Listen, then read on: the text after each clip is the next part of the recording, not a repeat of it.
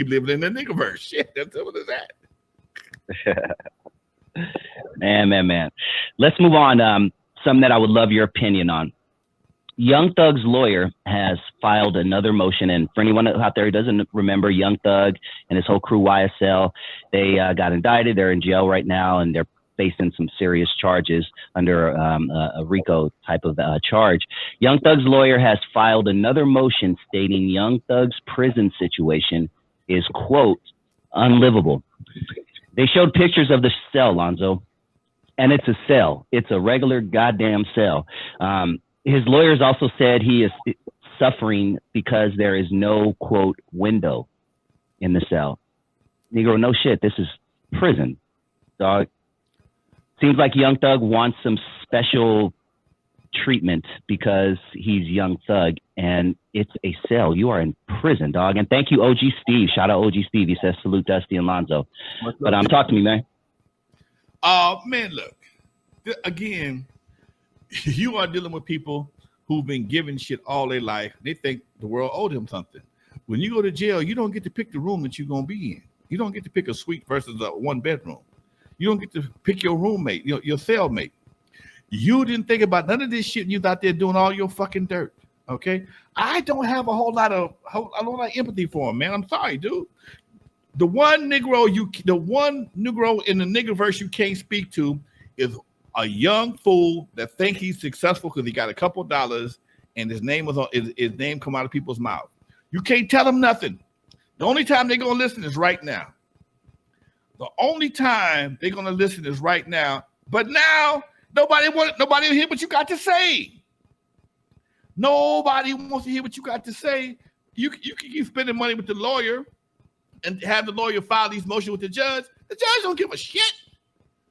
The judge is going home to his wife and kids or his house, whatever the case may be. Why? Because he got a law degree and he thought it's his job to put your ass in jail.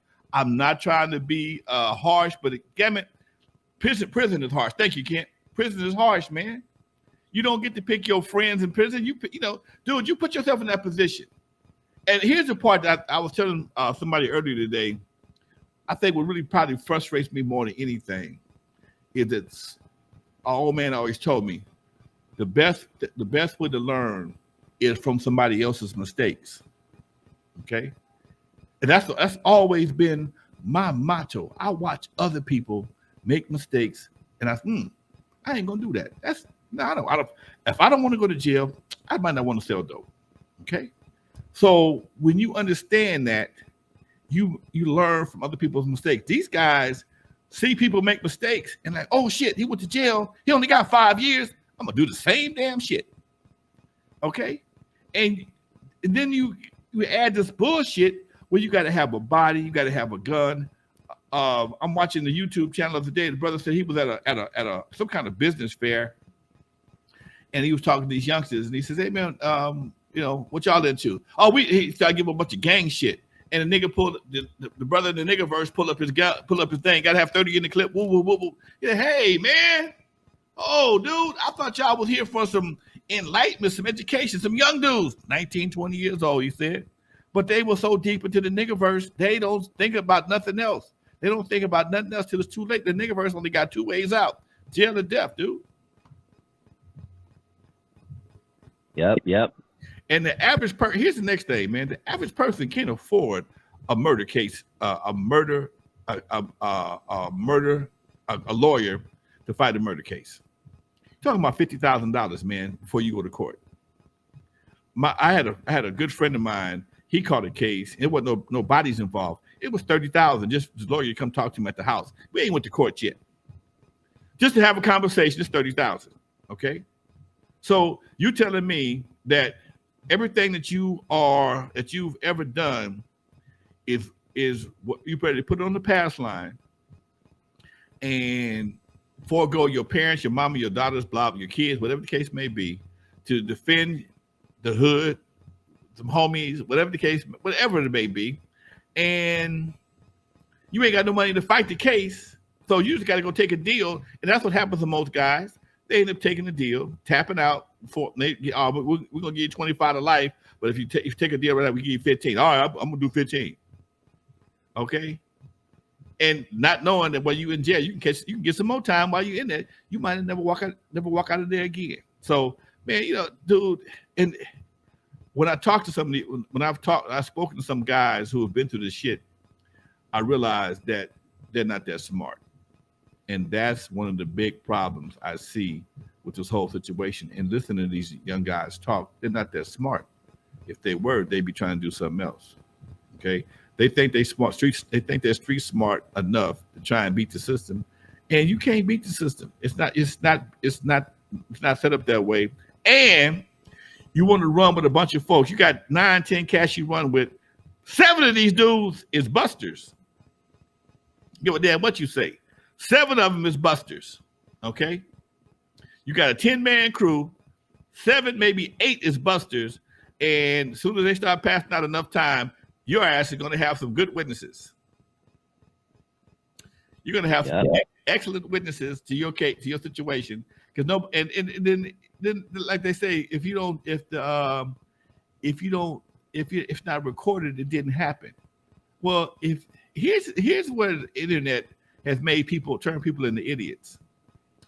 People actually, a lot of these guys actually believe whatever they do. And this is why I can't support not using their lyrics to convict them, because to me, I think that even if you did a crime, and I ain't no angel by no means, the last thing I would do would be make some songs with some clues in it. This motherfucker, this ain't the Riddler game. This ain't Batman with the Riddler, fool. You out there dropping hits and shit till you'll cry. Yeah, I know what the car is. I see, somebody. Come on, man. And then the DA using everybody. Well, we can't use your lyrics against you. No, fool. If you stupid enough to put your lyrics and your crimes into a lyrical form and to drop hints and clues to your crime, bye. I'm sorry, I can't help you. Yeah, it's almost like taunting. It's almost like taunting the law. Basically, that's exactly what it is. You are taunting the law, and you think because you got people out here free speech, blah blah blah.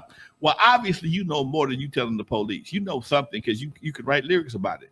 The guy been in jail for the last 4 or 5 months. He ain't told you, so you must have been there, or he know something. Plus, you got what they call accessory after the fact. So if you do know a crime that's been done and you ain't said nothing about it, you're pretty much your ass is involved as well.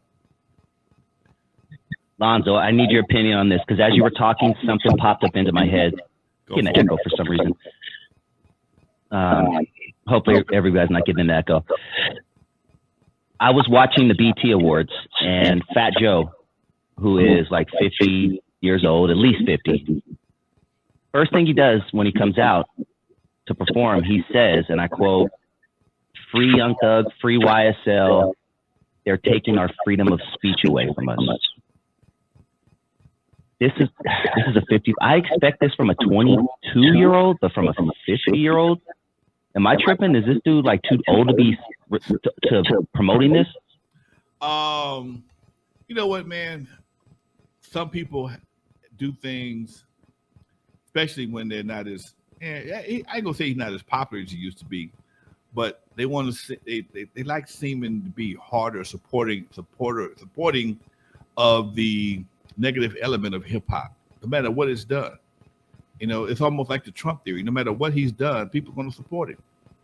And when you have people who know better and have been through shit, Fat Joe been in jail for IRS shit, but he's been in jail. But for somebody to, in these guys' cases, actually make songs about shit they did or shit they know about, but you push the narrative that for some reason they're taking away your free speech.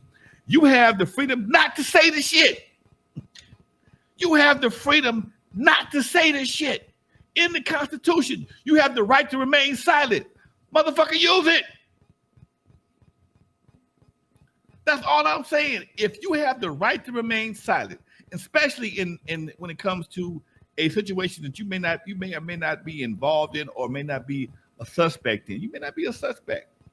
You just may be somebody, okay, he was one of my boys, but I really involved in it. But you start writing songs about this shit, obviously you know something, and they're gonna put some pressure on your ass to tell.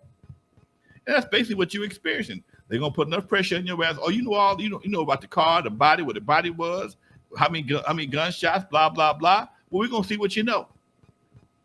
We're gonna see what you know. And dude, I'm sorry, man. I can't support that, man.